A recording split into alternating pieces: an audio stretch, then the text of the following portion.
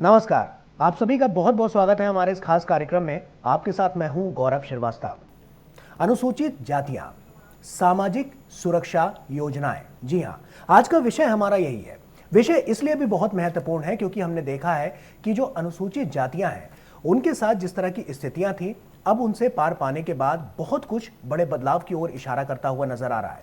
और ये तमाम जो तस्वीरें बदली हैं, ये तमाम तस्वीरें बदली हैं योजनाओं से, उनके कायाकल्प से, उनकी सुरक्षा से, और जो तमाम नीतियां रही हैं उन्हीं के जरिए आज जो नीति है और जो नियति है वो बदलती हुई नजर आ रही है। और साफ तौर पर आने वाले समय में, भविष्य में तमाम ऐसी योजनाएं हैं जिससे और ज्यादा इजाफा इसमें देखने को मिलेगा। और साफ तौर पर जो इनके मजबूती के लिए, इनके सशक्तिकरण के लिए जो तमाम कदम उठाए जा रहे हैं उसमें और दूरगामी दृष्टि से ये जो तमाम कीर्तिमान रचते हुए नजर आएंगे। और साफ तौर पर राजनीतिक परिदृश्य की अगर हम बात करें, आर्थिक और सामाजिक यहां पर दृष्टिकोण की बात करें, तो वहां पर भी हमने देखा है कि अनुसूचित जातियों को लेकर तमाम सरकारों की तरफ से पहल चलाई गई और उसके बाद अब न्यायिक व्यवस्था में भी इसमें बड़े बदलाव देखने को मिले हैं।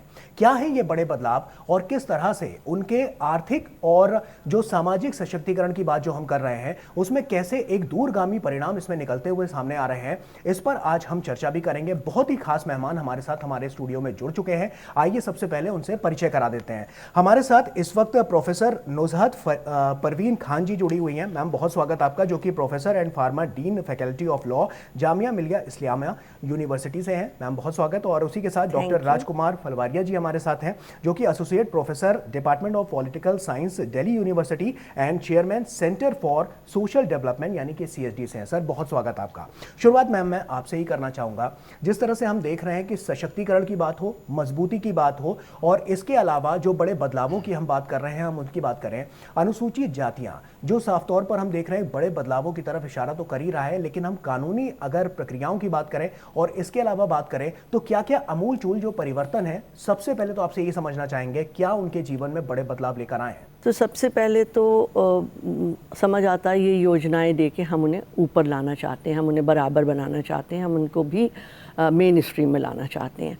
और इसकी अगर हम थोड़ी सी एक मिनट में हिस्ट्री जानना चाहें तो जो हमारा समाज है इसमें जब तक हम भारत आज़ाद नहीं हुआ था और उससे पहले का वक्त और इवन उसके बाद का भी वक्त, मगर उससे पहले का ज़्यादा इम्पॉर्टेंट हो जाता है कि ये एक वंचित समाज था। इनको बहुत सारे तरह के सोशली पीछे थे, यानी कि सामाजिक तौर पे उनको अछूत माना जाता है, अस्पर्श माना जाता है और उनको दूर रखा जाता था। उसी वजह से उनकी जो शैक्षिक योग्यताएँ या शैक्षिक शिक्षा थी उसमें कमी थी, अधूरापन था, और ज़मीनें नहीं थी, गरीबी थी, तो वो एक तरह से आर्थिक रूप से भी बहुत पिछड़े हुए। फिर उनके हेल्थ के भी इशू, क्योंकि ज़्यादातर जो ये समाज है इसे अछूत मान के हम उनको वो वाले काम देते थे जो गंदगी के काम होते थे, उनको बराबरी का इंसान नहीं समझते थे। तो उनके हेल्थ की और उनके जो स्वास्थ्य से रिलेटेड भी बहुत सारी जो चीज़ें थीं वो वंचित रहते थे उससे। तो फिर जब हमारा कॉन्स्टिट्यूशन बना तो हमने उसमें वैसे तो सबको बराबर बताया, जो भी हमारे हिंदुस्तानी नागरिक हैं वो सब बराबर हैं, सबको इक्वालिटी है। मगर हमें पता था, जो हकीकत थी वो सबको पता थी, गवर्नमेंट को भी, लॉ मेकर्स को भी। तो उसलिए उन्होंने कुछ कॉन्स्टिट्यूशन में भी ऐसे प्रोविज़न लाए, ऐसे अनुच्छेद लाए और उसके अलावा कुछ अलग से भी लॉ बनाए जिससे कि हम जो बराबरी की बात करते हैं वो हकीकत में बराबरी हो। और अगर इस संदर्भ में मैं बात करूं तो एक अनुच्छेद 15 है कॉन्स्टिट्यूशन में, जो बात करता है कि गवर्नमेंट वैसे the state will not discriminate, यानी कि जो हमारा जो कानून और जो समाज है वो डिस्क्रिमिनेट नहीं करेगा इनके साथ, और उसके लिए अलग से हम उनको ऊपर बढ़ावा देंगे। जैसे हम उन्हें नौकरियों में रिजर्वेशन देंगे, जैसे हम उनको एजुकेशन में रिजर्वेशन देंगे। तो बहुत कुछ करा गया है और हम इस पर काफ़ी देर चर्चा करेंगे। अभी डॉक्टर राजकुमार जी आप ही के पास आऊँगा। सर जैसा कि हम देख रहे हैं कि बड़े अमूलचूल जो परिवर्तन है वो लगातार देखने को मिले हैं, ऐसे में सवाल मेरा ये है कि कैसे इनको मुख्य धारा में लाया गया, उससे जोड़ा गया, और उनके लिए जो तमाम हम योजनाएं कह रहे हैं और न्यायिक प्रणाली जिसकी हम बात कर रहे हैं, न्यायिक प्रक्रिया में किस तरह से उनके लिए सुगमता बरती गई है जिससे उनको बहुत फायदा मिला है। गत वर्षों में मैं देखता हूं, और मैं खासकर इस वर्तमान सरकार की ओर मैं देखता हूं, तो अनुसूचित जाति और जनजाति के वर्ग के लिए उन्होंने बहुत एफर्मेटिव एक्शन काम किए हैं। जैसे मैं कई बार देखता हूं कि 2014 में ये सरकार आई, लेकिन 2015 में इस सरकार ने SC/ST एट्रोसिटी एक्ट जो था उसको और एम्पावर किया। तो जबकि किसी समाज ने, इस वर्ग ने इसकी मांग नहीं की, लेकिन ये सरकार, वर्तमान सरकार इसके प्रति संवेदनशील थी, सेंसिटिव थी, और 2015 में SC/ST एट्रोसिटी एक्ट 1989 जो था उसको एम्पावर किया। उसके अंदर शायद 26 थी, उसको 40+ किया, बहुत सारी चीज़ें उसमें जोड़ी। तो मेरा ये कहना है कि ये न्यायिक दृष्टि से है, और ऐसे बहुत सारे हैं। 2018 का भी इशू है जब सुप्रीम कोर्ट ने इस पर कुछ जजमेंट दिया, लेकिन मेरा ये मानना है कि इस सरकार को उस तक पहुंचना, इस वर्ग तक जाना, इसका काम इस वर्ग ने किया। और ऐसी बहुत सारी योजनाएं हैं, उन योजनाओं की हम चर्चा करेंगे, आंकड़ों के साथ भी हम चर्चा कर सकते हैं। तो मुझे लगता है कि, और इस देश में कई बार मुझे लगता है कि इस वर्ग के अगर हम आइकॉन की बात करें तो डॉक्टर बाबा साहब अम्बेडकर है। डॉक्टर अम्बेडकर से प्रेरणा भी लेते हैं। तो डॉक्टर अम्बेडकर को रियल में समाज में इस्टेब्लिश करने का और समाज तक पहुंचने का इस सरकार ने या वर्तमान राजनीतिक व्यवस्था ने बहुत अग्रेसिव होकर काम किया और बहुत सकारात्मक दृष्टि से काम किया, ऐसा मुझे लगता है। बिल्कुल। प्रोफेसर नुसरत, जैसा कि अभी हम सर से भी बात कर रहे थे, आपसे मेरा अगला सवाल ये है कि जैसे हमने देखा कि तमाम जो अलग अलग शहर जिनकी हम बात करते हैं, चाहे हम बड़े शहरों की बात कर लें, दिल्ली मुंबई की बात कर लें, इसके अलावा जो Tier 1 के शहर होते हैं, Tier 2 Tier 3, और उसके बाद जो ग्रामीण इलाके आते हैं, वहाँ पर हमने देखा है कि जो भेदभाव की स्थिति रहती है अभी भी लोगों को दो चार होना पड़ता है। लेकिन जो बड़े शहर हैं जहाँ पर लोग बड़े लेवल पर काम कर रहे हैं, मुंबई की हम बात कर लें, दिल्ली की बात कर लें, लेकिन इसके अलावा जो ग्रामीण इलाके हैं वहाँ पर इस तरह की परिस्थितियाँ बहुत पाई जाती हैं। तो वहाँ पर किस तरह से इन योजनाओं को पहुँचाया जा रहा है, जागरूकता लोगों में फैलाई जा रही है, किस तरह से वहाँ पर इसके लिए बड़े बड़े स्टेप्स उठाए गए हैं अभी तक? जी, तो गौरव जी, जो मेट्रोपॉलिटन सिटीज़ हैं जैसे कि मुंबई है, दिल्ली है, तो सबसे पहले तो जो यहाँ फैसिलिटीज़ या जो यहाँ का कल्चर होता है उसमें उतना डिस्क्रिमिनेशन नहीं होता है, बेसिकली नहीं होता है। और जितना हम डीप पीछे को जाते जाते हैं और अल्टीमेटली ग्रामीण जगह पर जाते हैं, एक तो अवेयरनेस की कमी होती है। जो चीज़ें हैं भी, ऐसा नहीं है कि जो स्कीम्स या पॉलिसीज़ या मिनिस्ट्री के इनिशिएटिव हैं या गवर्नमेंट के, उनमें कोई डिस्क्रिमिनेशन है, वो तो सबके लिए समान होते हैं। पर कई बार पहुंच जो है, पहुंच में दूरी होती है, अवेयरनेस में दूरी होती है, माध्यम नहीं होते हैं।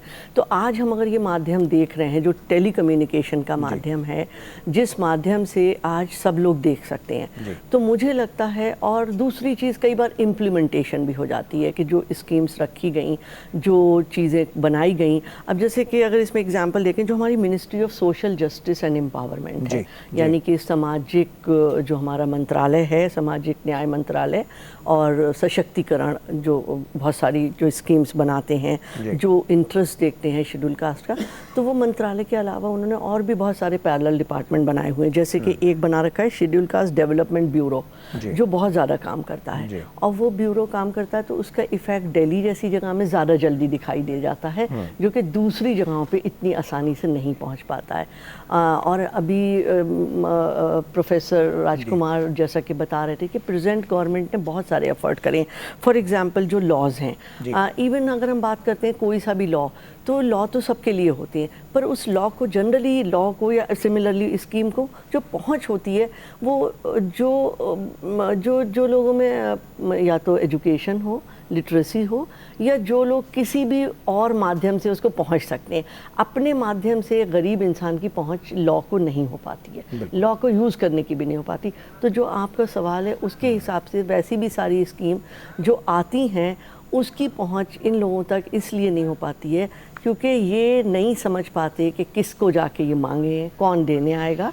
बट यहाँ पर मैंने नोट करा है बहुत पॉजिटिवली इस प्रेजेंट एरा में बहुत कुछ हो रहा है। चीज़ें, स्कीम से जो पैसा पहुँचता था वो अब उन्हें डायरेक्ट पहुँचता है। जो मनी ट्रांसफ़र्स हैं, जो बेनिफिट्स ज़्यादातर मॉनेटरी बेनिफिट्स बहुत सारे दिए जाते हैं, आर्थिक रूप से उन्हें समृद्ध करने के बेनिफिट, इवन बच्चों का भी जो पैसा स्कॉलरशिप का है, अगर वो डायरेक्ट अकाउंट में पहुंचता है। पहले जो, क्योंकि हम जो आज बात करते हैं, जो पीछे की फॉल्ट्स हैं उन्हीं को इम्प्रूव करने की बात करते हैं, तो पहले एक वजह ये भी थी कि जितनी योजनाएं, जितनी भी उनके लाभ के लिए चीज़ें करी जाती थी, वो उन तक पहुंच नहीं पाती थी। बीच में मिडिल मैन्स, बीच में मीडिएटर्स, और दूसरा उनकी अशिक्षित होना उसमें का काम करता था।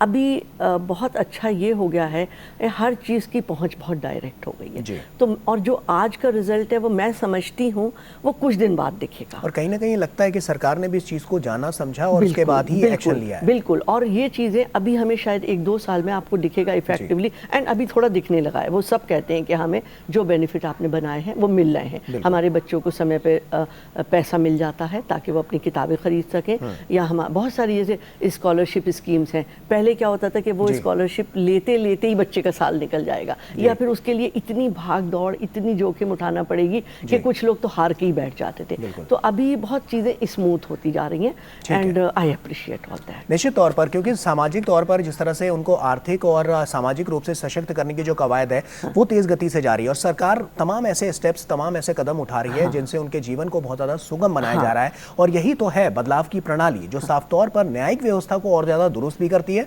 और साथ ही साथ न्याय दिलाने के लिए भी जो आखिरी तबका है, आखिरी व्यक्ति है, उस तक न्याय पहुंच सके, इस बात को भी सुनिश्चित करती है। आपसे ये समझना चाहूंगा, हम इससे पहले टियर 1, टियर 2 और इस तरह के शहरों की बात कर रहे थे। हमने राज्य दर राज्य भी देखा है कि यहाँ पर आंकड़ों में बड़ा परिवर्तन है। तो ऐसे में शिक्षा व्यवस्था सुचारू रूप से चले और जो तमाम योजनाएं सरकार द्वारा चलाई जा रही हैं, उनसे कितना बेनिफिट्स यहाँ पर लोगों को मिलता हुआ नजर आ रहा है?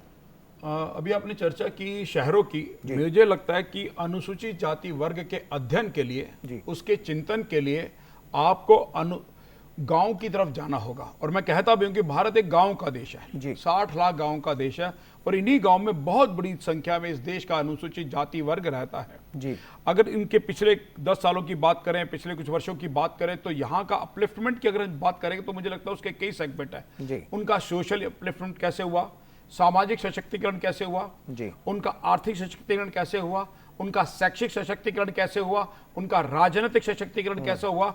और मुझे ऐसा लगता है इन सभी योजनाओं के लिए वर्तमान सरकार ने कई योजनाएं स्टैब्लिश की है, जिसके कारण उनका आर्थिक सशक्तिकरण भी हुआ है, उनका सामाजिक सशक्तिकरण भी हुआ है, उनका, अब मैं कहता हूं, शैक्षिक सशक्तिकरण भी हुआ है। तो मेरा ये कहना है कि इस दृष्टि से अगर हम बात करें तो जैसे उदाहरण में 2015 में सरकार ने आते ही, शायद 2014 में सरकार ने आते ही स्वच्छता अभियान चलाया, स्वच्छ भारत मिशन चलाया, और इस देश में लगभग मुझे लगता है कि 5 करोड़ से अधिक शौचालय बनाए।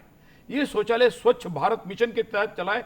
आज भी गांव के अंदर, मुझे कहते हुए बड़ा होता है कि देश के अंदर 70 साल 60 साल महिलाओं को बाहर जाना पड़ता था, तो इस सरकार ने स्वच्छ भारत मिशन के तहत करोड़ों की संख्या में शौचालय का निर्माण घरों में भी कराया और स्कूलों में निर्माण कराया। मुझे रिपोर्ट की भी जानकारी है, पिछली सरकारों में एक इंटरनेशनल एजेंसी के माध्यम से रिपोर्ट रखी गई कि क्या कारण है कि स्कूलों के अंदर जो छात्राएं हैं वो कक्षा 5 के बाद कक्षा 6 में नहीं जाती है। उस रिपोर्ट में बताया गया कि उस स्कूल छोड़ने का बहुत बड़ा कारण यह था कि उस स्कूल में छात्राओं के लिए अलग शौचालय नहीं थे।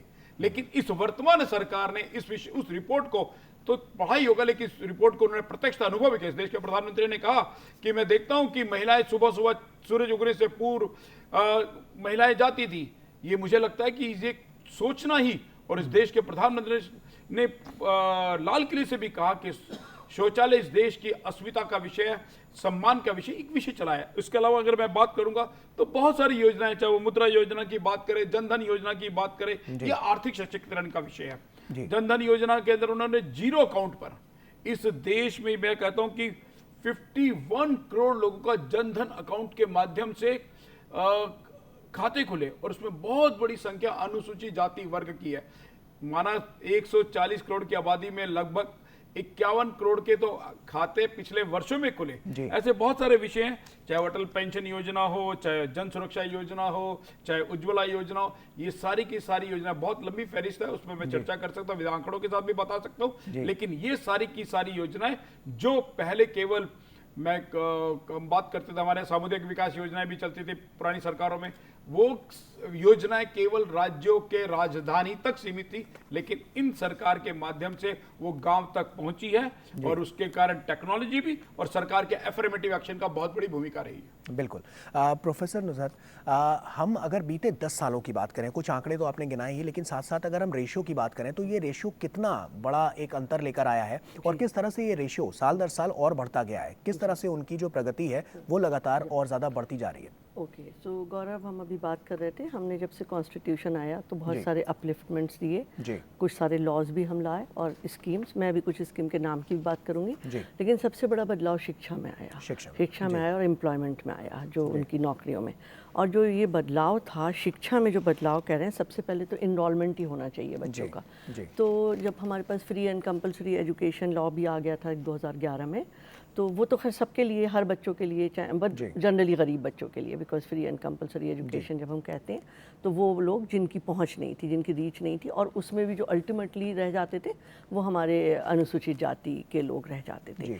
तो अनुसूचित जाति के बच्चों की अगर हम बात करें, उनका इनरोलमेंट, तो उनका प्राइमरी एजुकेशन में जो एक ग्रॉस इनरोलमेंट रेशियो है वो बढ़ के 90% हो गया है, जो एक बहुत बड़ा बदलाव है। और एजुकेशन हर डेवलपमेंट की शुरुआत होती है। अगर एजुकेशनली आप एम्पावर्ड हैं तो इकोनॉमिकली एम्पावर्ड अपने आप ही हो जाएंगे आप। और जब आप एजुकेशनली और इकोनॉमिकली दोनों तरह से एम्पावर्ड हैं तो आप सामाजिक, आपको एम्पावरमेंट अपने आप मिल जाएगा। तो पहले तो प्राइमरी शिक्षा, और अक्सर ये देखा जाता था प्राइमरी शिक्षा के बाद बहुत ड्रॉप आउट हो जाता था और मैट्रिक और उस लेवल पे नहीं पहुंच पाते थे, और ड्रॉप आउट रेट बहुत रहती थी बच्चों की। लेकिन ये ड्रॉप आउट रेट का रेशियो बहुत ही रिड्यूस हो गया। पहले 15% था SC/ST के लोगों का, पर वो अब सिर्फ 5% रह गया ड्रॉप आउट स्कूल के बाद, यानी कि they go for higher education, they go for secondary education. और सेकेंडरी एजुकेशन में उनका इनरोलमेंट 80% है, विच इज़ एक्चुअली एक तरह का बहुत बड़ा हाईलाइट है, एक तरह का बहुत बड़ा अचीवमेंट है कि उनका सेकेंडरी एजुकेशन में। और उसके बाद जब हायर एजुकेशन आती है, जिसे हम यूनिवर्सिटी या विश्वविद्यालय की शिक्षा कहते हैं, तो विश्वविद्यालय की शिक्षा में भी उनका इनरोलमेंट बहुत बढ़ गया है, बहुत ज़्यादा बढ़ गया है। और उस बढ़ने की वजह दोनों हैं, एक तो रिजर्वेशन भी दे रखा है हमने, और बहुत सारे प्रमोशंस और बहुत सारे जो उनको इंसेंटिव्स बच्चों को दिए जाते हैं, तरह तरह के स्कॉलरशिप, चाहे वो उनके मैट्रिक के अच्छे नंबरों के ऊपर हों या फिर उनके मेरिटोरियस, यानी कि वो बहुत अच्छे नंबर लेके आए हैं, उस बेसिस पे उनको जो स्कॉलरशिप, जो उनको छात्रवृत्ति योजनाएं हैं वो दी जाती हैं, या उनके छात्रावास में रहने की फ्री चीज़ें करी जाती हैं, जिसकी वजह से जो उनका रेशियो है वो विश्वविद्यालय की और कॉलेजेस की एजुकेशन में बहुत बढ़ गया है। फिर लिटरेसी रेट की अगर हम बात करें, वो भी बढ़ के 66.1% हो गई है, जो बहुत ज़्यादा है। और अभी रीसेंट सर्वे तो एक दिखा रहा है, मैं कल ही पढ़ रही थी इसके ऊपर, 70% हो गया, इवन वो 61% से भी अब बढ़ चुका है। और सिमिलरली एम्प्लॉयमेंट में भी हमने, चाहे वो रिजर्वेशन दे के या उनके लिए स्कीम्स बना के, या उनको इतना पढ़ा लिखा, हर बच्चे को ज़रूरत भी नहीं होती।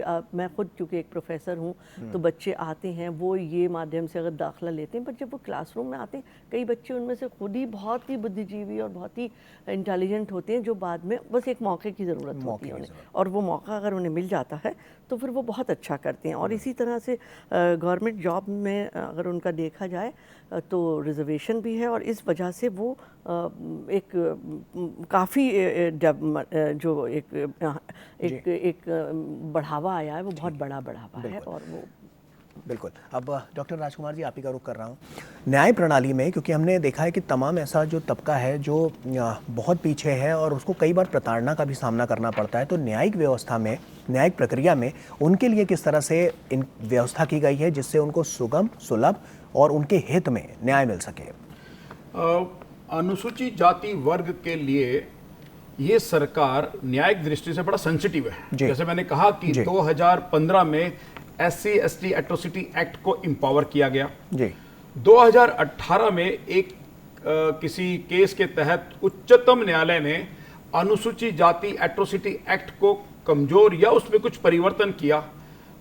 मार्च 2018 में किया, लेकिन ये सरकार ने इसको तुरंत संज्ञान लेते हुए अप्रैल में ही ऑर्डिनेंस के थ्रू उस सुप्रीम कोर्ट के जजमेंट में रिव्यू पिटीशन डाली। रिव्यू पिटीशन डालने के बाद उन्होंने 18 में अप्रैल के अंदर जैसे न्यू फर्स्ट सेशन शुरू हुआ और उस सुप्रीम कोर्ट के जजमेंट को उन्होंने रोल बैक किया और कह सकते हैं कि SC/ST एट्रोसिटी एक्ट को और मजबूत किया। तो मेरा मानना है कि इस प्रकार ये सरकार न्यायिक दृष्टि से इस वर्ग को न्याय देने के लिए प्रतिबद्ध है।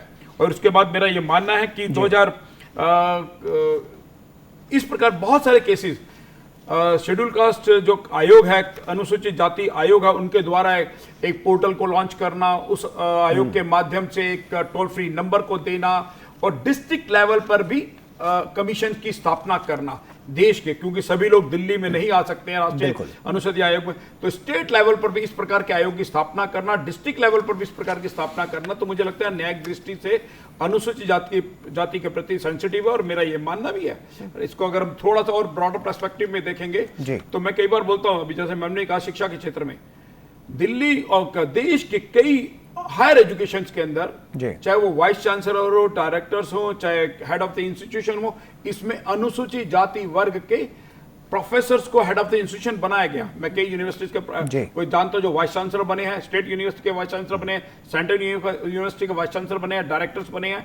तो मेरा ये मानना है कि इस वर्ग के प्रति, और पहली बार गत सरकार के समय में 12 कैबिनेट मिनिस्टर अनुसूचित जाति वर्ग के किसी कैबिनेट में बने, ये भी सरकार का बहुत बड़ा रोल है। ये तो बहुत लगता है बिल्कुल दूसरा एससी कमीशन और एसटी कमीशन को सेपरेट करके, क्योंकि पहले एससी और एसटी कमीशन एक ही था, जिसके कारण देश भर के हजारों केसेस एक ही आयोग में थे, लेकिन सरकार ने प्रयास करके दो अलग, अटल जी के समय में दो अलग आयोग बने, दो अलग आयोग बनने के बाद अब अनुसूचित जनजाति के लोगों को न्याय जल्दी मिलता है, अनुसूचित जाति के लोगों को न्याय जल्दी मिलता है, और ये कार्रवाई और यही व्यवस्था सुनिश्चित करने की भी जरूरत थी और सरकार ने इसको भापा समझा और उसी के लिए संकल्प से सिद्धि तक, जैसा संकल्प लिया गया था उसको सिद्धि तक पहुंचाने की जो कार्यप्रणाली थी उसको कारगर करने में बहुत अहम योगदान सरकार का रहा है। और यही है कि इसलिए इनकी जो जिंदगी है, इनके जो जीवन है, उसमें तमाम यहाँ पर जो उतार चढ़ाव भरी स्थिति पहले हमें देखने को मिलती थी, अब उसमें एक बड़ा उजाला नजर आ रहा है और एक बड़ा परिवर्तन यहाँ पर देखने को मिल रहा है। बहुत बहुत शुक्रिया प्रोफेसर नुसबत आपका, और साथ ही साथ डॉक्टर राजकुमार आपका हमसे जुड़ने के लिए और इस चर्चा में अपनी बात रखने के लिए, क्योंकि साफ तौर पर हम देख रहे हैं कि जो अनुसूचित जातियां उनको कैसे मुख्य धारा में तो लाया ही गया है, लेकिन कैसे उनके विकास के लिए, उनके सुदृढ़ भविष्य के लिए किस तरह से और ज्यादा परिकल्पना की गई है और उनके सुनहरे भविष्य को लगातार बढ़ाने के लिए और उसको उजागर करने के लिए लगातार यहाँ पर योजनाएं चलाई जा रही हैं और जिनका सीधा फायदा उन तक पहुंच रहा है, उनके परिवारों तक पहुंच रहा है। और इसीलिए बदलाव की दृष्टि से जो तस्वीर है वो निरंतर बदलती जा रही है, क्योंकि नियत भी है, नीति भी है, और इसीलिए अनुसूचित जातियों की जब हम बात करते हैं तो उनकी नियति भी लगातार बदल रही है।